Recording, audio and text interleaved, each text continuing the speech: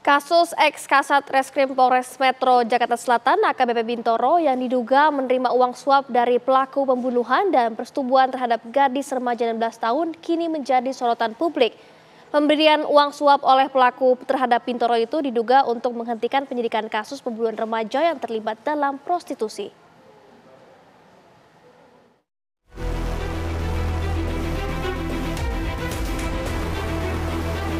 Kasus ex-Kasat Reskrim Polres Metro Jakarta Selatan AKBP Bintoro yang diduga menerima uang suap dari pelaku pembunuhan dan persetubuhan terhadap gadis remaja 16 tahun kini menjadi sorotan publik. Kasus ini mencuat setelah AKBP Bintoro resmi digugat secara perdata di Pengadilan Negeri Jakarta Selatan.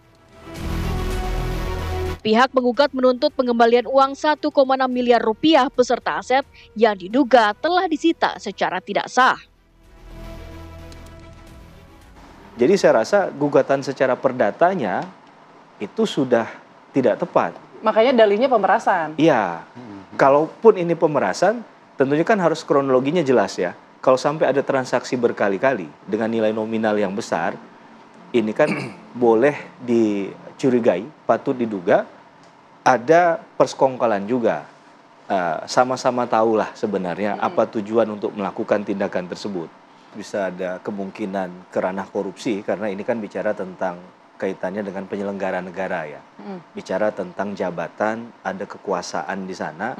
Ketika disalahgunakan, apalagi itu kemudian menimbulkan pelanggaran hukum, maka sangat terbuka peluang tadi.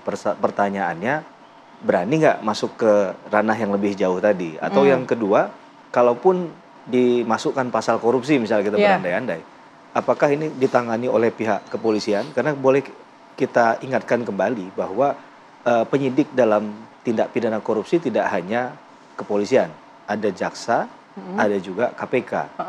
Dalam pantauan kami di Bitpropam Polda Metro Jaya, itu ya pendalaman yang dilakukan oleh Propam Polda Metro Jaya itu dugaan penyalahgunaan kewenangan penyidik.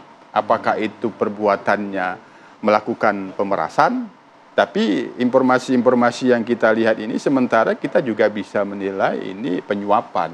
Kalau penyuapan berarti kan ada kedua belah pihak. Tapi sementara ini dalam pantauan kami apa yang dilakukan oleh Bitpropam ini sudah sangat responsif. Ada isu dugaan pemerasan langsung direspon, 4 personil oknum ini langsung ditempatkan ke penempatan khusus. Kalau sudah dipatsuskan itu tidak main-main. Ada sesuatu yang diduga perlu dilakukan pemeriksaan. Nah, harapannya gitu semua kasus ini menjadi momentum untuk membuka semua problem. Semacam kotak Pandora. Betul. Dan Propam ini harus benar-benar objektif dan transparan. Karena kalau tidak, masyarakat akan semakin meragukan citra kepolisian. Kepolisian juga ini harus di sini bisa dibuktikan nanti ya. Benar, kalau kita melihat kasus DWP kemarin kan sampai sekarang juga belum proses pidananya juga belum. Makanya harapannya kalau kemudian ini ditemukan ada unsur-unsur pidana, ya proses pidana itu harus didorong ke sana. Jangan sampai berhenti hanya sekedar kode etik dan disiplin saja. Karena kalau seringkali kan ada gium bahwa ini hanya sekedar oknum, masih banyak polisi yang baik seperti itu. Betul. Tapi faktanya kan polisi yang baik yang mana? Karena ketika mereka yang baik ini tidak dipromosikan, sementara mereka yang melakukan pelanggaran ini dipromosikan seperti itu. Kini AKBP Bintoro ditahan di pengamanan internal Polda Metro Jaya. Bintoro diperiksa oleh Bitpropam Polda Metro Jaya dan akan segera menjalani sidang kode etik. Tim TV One mengabarkan.